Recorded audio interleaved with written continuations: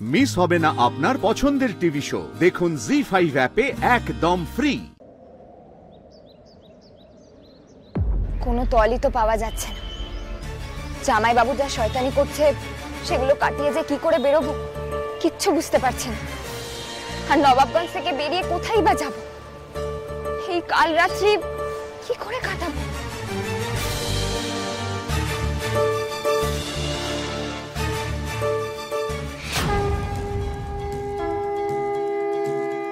কি মা তুমি? আমি তো মনে করিয়ে দিতে এলাম, তোর সমস্ত দুশ্চিন্তা দূর করতে এলাম। সত্যি সত্যি মা, তুমি জানো এই অনাচারের শেষ কোথায়? এই অনাচারের শেষ তোকেই খুঁজতে হবে। আমি শুধু তোকে পথ দেখাতে পারি। তাতে হবে মা, তুমি একটা উপায় বলে দাও মা, একটা উপায় বলে দাও। উপায় তো তোর সামনেই আছে, দেখেও কেন দেখছিস না?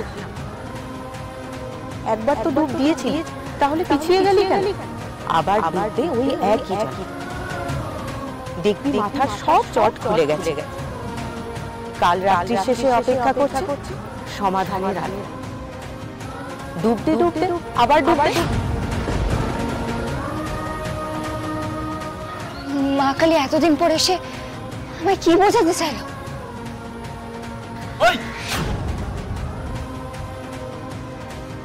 ভয় পাইয়ে দাও কেন তুমি? কাপড় কাছতে কখন এলে? স্যার আগে আপনি তাড়াতাড়ি এদিকে আসুন, তাড়াতাড়ি আসুন।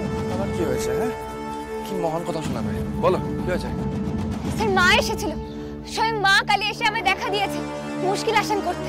মা কালী এসে তোমার মুশকিল মানেটা কি? এই যে জল এখানে এসেছিল। মা বলল উপায় নাকি চোখের সামনেই আছে, আমি দেখেও দেখতে পাচ্ছি না। আর এটাও বলল যেখানে ডুব দিয়েছিলাম সেখানে আবার ডুব দিতে। কি কি কি কনফিউজ করছো তুমি আমাকে? উল্টো পাল্টা কথা না বলে স্পষ্ট করে বলো কি বলবে। আরে বাবা স্যার, সেই ধোঁয়াশাটাই তো আমাদের কাটাতে হবে। আপনি ঠান্ডা মাথায় ভাবুন, আমি কিসে ডুব দেব? আগে ডুব দিয়েছিলাম মানে একবারই তো জামাইবাবু শয়তানি তল পাচ্ছিলাম, কাছাকাছি গিয়েও যায়নি। তার মানে সেখানে আবার ডুব দেব, মানে দিল্লি। স্যার শুনছেন? দাঁড়াও, কি সব দেখবে আর আকাশ পাতাল চিন্তা করবে। স্যার একবার আমার কথাটা শুনুন না। ফুলকি কাজ আছে, হ্যাঁ অনেক। কাপড়গুলো কাচতে হবে, শুকোতে হবে। হ্যাঁ, কতটা কি শুকোবে ঠিক নেই তার। যা ওয়েদারের অবস্থা, বর্ষার ওয়েদার, প্লিজ হাত লাগাই আমরা। আচ্ছা স্যার, আপনার মনে হয় না আমাদের দিল্লি যাওয়া উচিত? আমার মনে হচ্ছে মা কালী সেই ইশারাটা করতে এসেছিল। ফুলকি, দিল্লি যাওয়া এখন পসিবল নয়। আচ্ছা, দিল্লি যেতে টাকা লাগবে না? টাকা আছে অত আমাদের কাছে? কোথা থেকে আসবে টাকা? আমরা আমাদের ব্যাংক অ্যাকাউন্টও অ্যাক্সেস করতে পারছি না। একটা ছোট মাইনিউট ট্রানজাকশনও হাই রিস্ক হয়ে যাবে। ধরা পড়লে চলবে আমাদের না তো? প্লিজ বোঝার চেষ্টা করো ফুলকি, দিল্লি যাওয়া এখন পসিবল নয়।